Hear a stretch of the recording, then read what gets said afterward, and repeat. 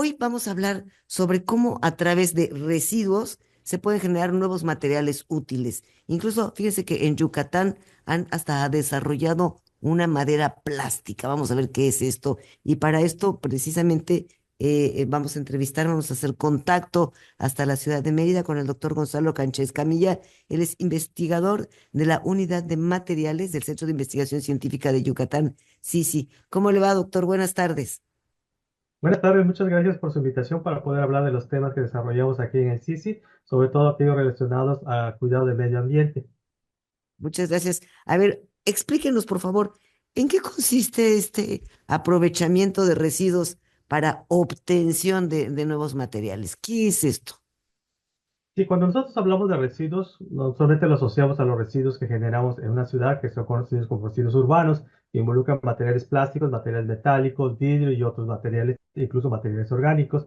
Pero cuando hablamos del campo, nosotros no asociamos que también en esas áreas se generan residuos. En el campo se generan residuos de caña, residuos de olote, residuos que no son aprovechados bueno, se genera el producto principal, que en el caso de la caña sería el azúcar, o en el caso del maíz serían los granos de maíz. Ujú. Y en el procesamiento de obtención de esos granos o de la caña, se generan también en las industrias o agroindustrias, como se conoce en el campo, una serie de residuos. Esos residuos son los que nosotros estamos trabajando porque tienen un potencial de poder valorizarlos, como vamos a ver más adelante, cómo podemos valorizar este tipo de residuos y generar no solo cuidado del medio ambiente, sino incluso generar en el aspecto económico, tener un beneficio para las comunidades o empresas que se dedican a esas agroindustrias. ¿Cómo qué tipo de residuos son los más comúnmente utilizados en estos procesos y por qué? Bueno, el tipo de residuos va a depender mucho de la cantidad de residuos que se generan, que no es lo mismo en las diferentes regiones o en diferentes estados que conforman por ejemplo, la península. Nosotros hemos hecho estudios sobre el tipo de residuos que se genera en cada estado y, por ejemplo, en los estados de Campeche, en el estado de Campeche, estado de Quintana Roo, la cantidad de residuos que se generan más grande es a partir del cultivo de la caña de azúcar. Cuando se procesa la caña de azúcar en ingenio. En el caso de Yucatán es el maíz, es el que genera el mayor maíz y sorgo, porque son dos cultivos que se cultivan en Yucatán. Y en Campeche también se está generando una gran cantidad de residuos a través del aprovechamiento de la palma aceitera. Mm. De la palma acetera, Aceitera. aceite. Ellos se Ah, obtiene aceite de la palma claro. y que se genera una serie de residuos que son los que nosotros le queremos dar un valor agregado. Doctor, a ver, díganos, ¿cuáles serían los beneficios ambientales y, y económicos también, desde luego, de utilizar estos residuos en la creación de nuevos productos? Bueno, las ventajas ambientales están en la forma de aprovechar estos residuos, ya que si no son aprovechados, por lo general sabemos mucho que en el campo se queman muchos de estos residuos, porque es una forma de aprovechar los nutrientes que tienen estos residuos, pero que también si se genera una gran cantidad de residuos, estos empiezan a tener problemas de contaminación de suelos. En las agroindustrias, como si hablamos en el caso de la industria del Enequén, se genera, aparte de la fibra, que es el objetivo principal del cultivo, se genera el bagazo Enequén y el jugo Enequén. Eso me imagino que habrán escuchado del jugo Enequén, que incluso se le ha dado algún, también buscar aplicaciones incluso en la industria aeroespacial por sus características de poder a hacer un material que puede recubrir las superficies y evitar la corrosión. Ujú, Entonces, estos jugos, cuando se infiltran hacia los cuerpos de agua, contaminan también el agua. Entonces, desde el aspecto ambiental, el utilizar esos residuos, reducimos la contaminación ambiental.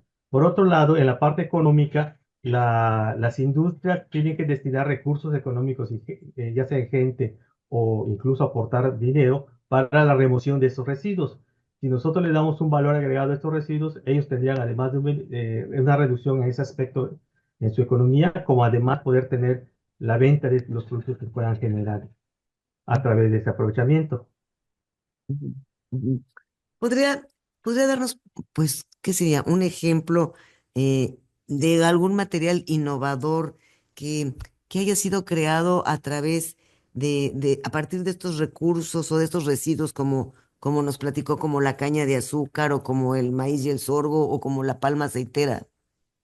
Sí, una de las aplicaciones más sencillas de utilizar este tipo de residuos es el aprovechamiento del residuo sin darle ningún tratamiento. Ajá. Entonces aprovechamos lo que son las fibras que están presentes en este tipo de materiales, que son fibras naturales, que van a tener características muy similares a fibras obtenidas de otras fuentes y podemos generar con ellos tanto madera plástica, que es un producto, es una combinación de plástico de reciclo con este tipo de fibras y obtener lo que se conocería como madera plástica.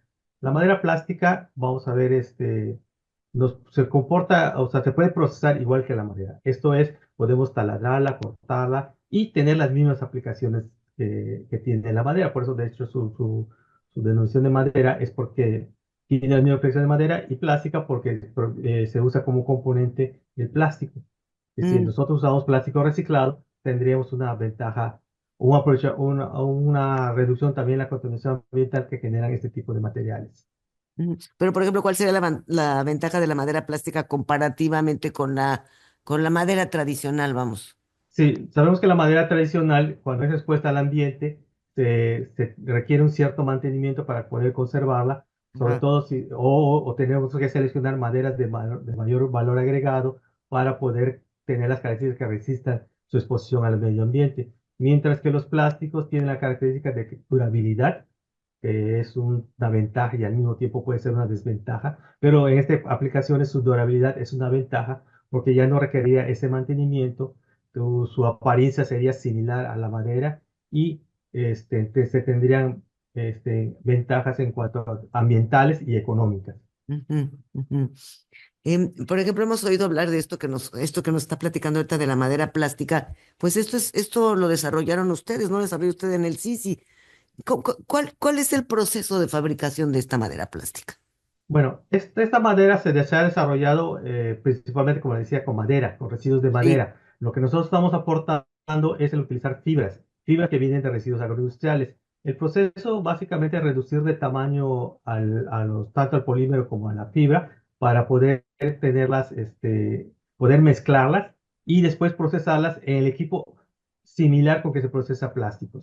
Entonces, una vez que en este caso que son equipos como extrusión, inyección, o otro tipo de equipos de procesamiento de plásticos y obtenemos, una vez que son procesados esos materiales, podemos obtener perfiles que pueden ser sólidos, pueden ser huecos, podemos usarlo como tablones, se pueden hacer tablones como se hacen de la madera cuando se corta el árbol y se generan tablones y de ahí hacer todas las piezas de carpintería que se hacen con puertas, mesas, sillas, o podemos incluso diseñar ya perfiles huecos que van a tener mayor resistencia mecánica y aplicaciones donde va a estar, por ejemplo, para duelas en el suelo, o alrededor de piscinas o alrededor de material del lugar donde va a tener que resistir cierto esfuerzo mecánico. Mm, mm. Sí, estas serán las aplicaciones de la madera, tanto en la industria como en la vida cotidiana, sobre todo esto que nos dijo, estos ejemplos están muy padre porque podemos entender en la vida cotidiana cómo aplicarlos, ¿no? Pero, ¿cuáles serían los desafíos más importantes que enfrentan ustedes investigadores y empresas también, al trabajar con estos residuos para la creación de nuevos materiales? Sí, nosotros como investigadores, pues el reto más grande es cómo podemos llevar esto a nivel comercial, porque Mm, nosotros la investigación que hacemos la hacemos normalmente a nivel laboratorio. Tenemos equipo para procesarlo hasta un cierto tamaño de producción, pero obviamente no sería para comercialización. Entonces, el reto es cómo convencer a los industriales que trabajan en la industria del plástico para que puedan desarrollar ese tipo de materiales o a las gentes que generan este tipo de residuos, cómo invertirle para poder aprovechar y desarrollar este tipo de productos con las ventajas que ya habíamos mencionado, tanto económicas como ambientales que podrían tener. ¿Qué papel juega o jugaría la innovación y la investigación en el desarrollo de nuevas soluciones sostenibles?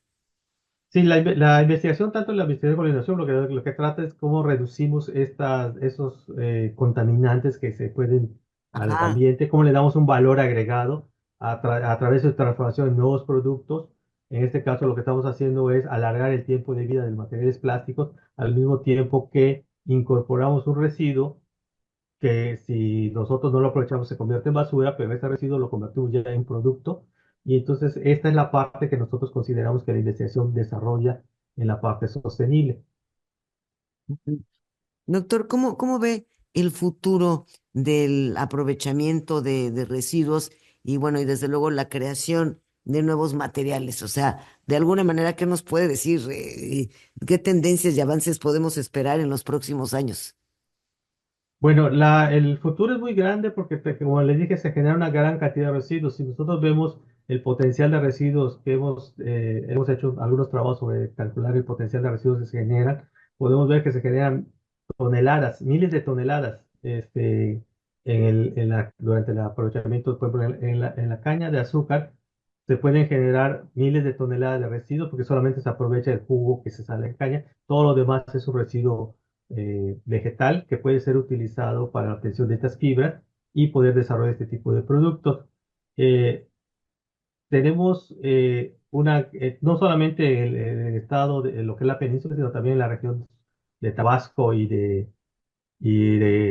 Chiapas, que son la región sur-sureste. Ujú. Allá también se generaron una gran cantidad de residuos que podrían dar un beneficio económico no solamente a la empresa o la industria que produce el producto, la caña, o el azúcar, sino Ujú. también a las comunidades que están asociadas, porque muchas de las comunidades son las que cultivan Claro. y venden después sus productos a esas agroindustrias. Claro, claro, no, pues sí, es que además eso se traduciría además en beneficio económico para todo el mundo. Claro que sí. Pues doctor, súper interesante esto, de verdad, sobre todo esto de la madera plástica. Muchísimas gracias por aclararnos dudas. Y bueno, pues seguimos en contacto porque hay muchas más cosas y muchos más temas que platicar de este aprovechamiento de residuos. Sí, muchas gracias por la invitación.